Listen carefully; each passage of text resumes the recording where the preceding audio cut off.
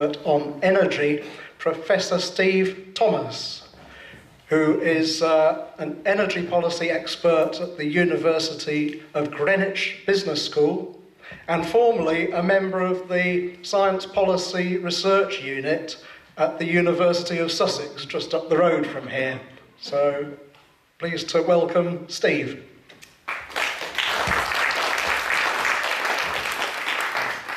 Thank you. I always thought LRC was London Rubber Company, but I promise that's the last attempt at humour. So, rather than go over the same ground as Charles and Brenda have done on fracking, I thought it would be more useful for me to try and put a bit of the energy context around it and talk about what actually is the problem, what are the priorities, and what options do we have. I think in terms of what the problem is, there seems to be two big problems. The first is that we seem to be running out of fossil fuels and they're getting very expensive. And the other problem seems to be that there is man-made climate change linked to fossil fuels. So fossil fuels seem to be the problem. We need to find some alternatives to that. What are the priorities? Well, I think if you read the media and the television and so on, I think you would believe that the priority is the electricity sector, where nearly all the talk is on, and competition, breaking up the big six, getting on to Go Compare and getting cheap price for electricity. I think those are wrong, and I think the priorities are actually the transport sector. Nobody really wants to talk about the transport sector because it involves people changing the way they live. Whereas with the electricity sector, you can just beat up the big six and say, be cleaner. So what can we do? I think going back to the transport sector, I think it's the largest element of our energy demand. It's 36% of the energy that we're using, and that percentage is rising. Finally, in absolute terms, it's beginning to come down because petrol has become so expensive that people are actually beginning to choose more fuel-efficient cars. But in terms of the energy mix, it's the sector that's really rising. If you look at industry, 20 years ago used to be 40% of our energy demand, it's down to 20% now. So in terms of what we've got to do, we need to get on top of the transport sector. And we need particularly to get on top of the air transport sector, which is probably only 4 or 5% of our energy demand, but that's growing really quickly. And that means getting to grips with the taxation issue of aviation fuel. That aviation fuel is very low taxed, so that means that your weekend flights to Prague are very cheap. You can certainly talk about hypocrisy because I'm flying to Hong Kong tonight, so that's a fair point. I think the second priority that we really need to think about is energy efficiency, and I'm bored of hearing myself say the best thing we can do is more energy efficiency. The second best thing is more energy efficiency. It's, and I hate the phrase, it's a win-win-win with energy efficiency. There is no environmental impact worth thinking about of energy efficiency measures. We are hugely inefficient in the way that we use our energy. Our housing stock is disgracefully poor. Our appliances are much less efficient than they should be.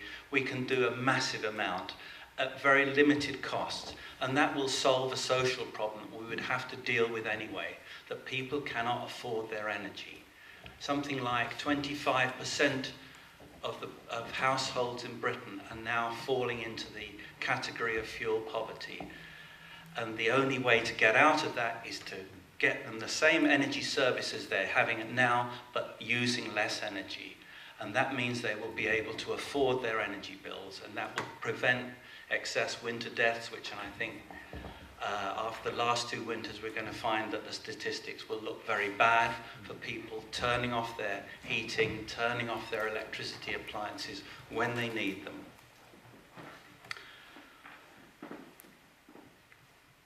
Turning then to nuclear power, and I suppose that's where I've done most prominent work in recent years.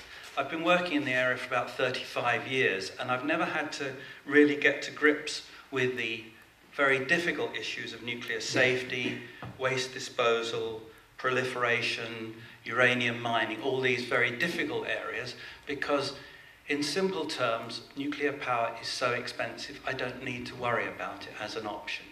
35 years ago, it was expensive, and since then, it has got consistently more and more expensive in real terms. And in fact, over the whole 50, 60 years of the lifetime of the nuclear industry, the real cost has only gone upwards. What sort of technology is it that for 60 years goes up in price in real terms?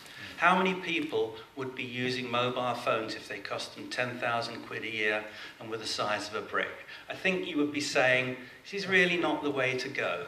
Yet there seems to be an infinite scope within politicians to believe that this time we're going to get it right. This time we have the right technology, the costs are going to start going down because of scale economies, learning, all the things that sound intuitively right but have never happened.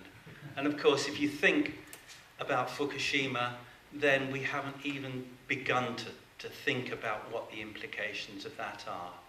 We don't have a post-Chernobyl design in operation yet. So Chernobyl, 1986, there is no design that takes the lessons of Chernobyl into account in operation yet. So we are 15, 20 years away from having designs that take account of Fukushima.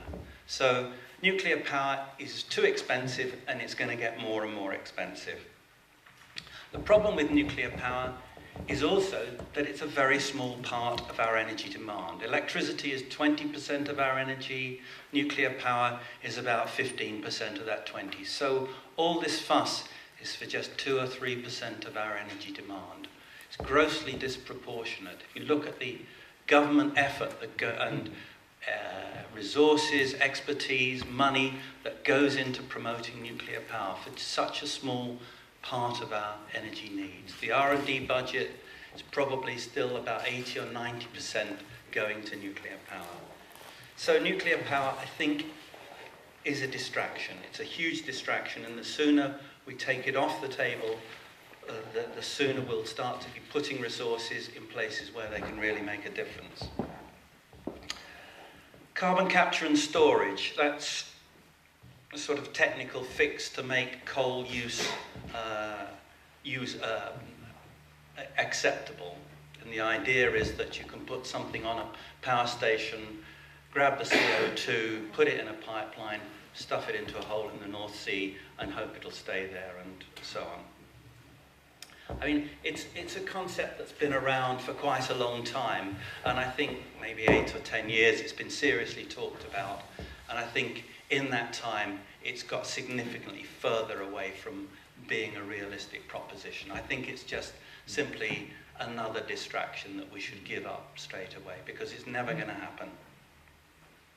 So what about renewables? Well, the thing about renewables is that they are on a downward cost curve. Unlike nuclear power, the real cost is coming down. Onshore wind is very cheap already. Offshore wind is expensive, but we hope the costs are coming down. They should start to come down. Solar is very cheap, and in some climates it's probably the cheapest thing you can do. If you have a sunny, hot country where electricity demand is driven by air conditioning, then solar power is as cheap as you can get, because it happens when you need it most. So it's available when you need that energy.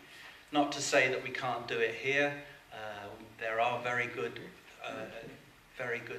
options for doing solar power here, and we need to be doing more about it.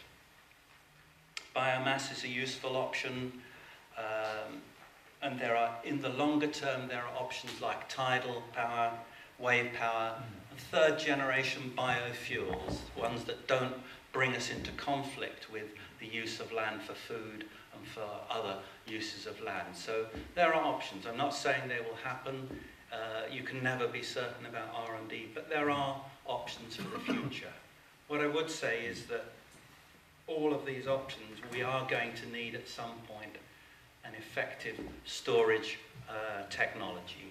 We will need, when we get to high levels of wind in our electricity mix, we will begin to need to be able to store that electricity more cheaply than we can now. So I think that's a priority, and that's not going to be easy to be done. I can remember the first oil crisis when Nixon's Project Independence was throwing huge amounts of money at battery technology, and it didn't work. So it's not going to be an easy nut to crack, but it's something that we have to do if we're serious about it. So I think the 2-minute sign is up, and I've already finished what I need to say. Thank you.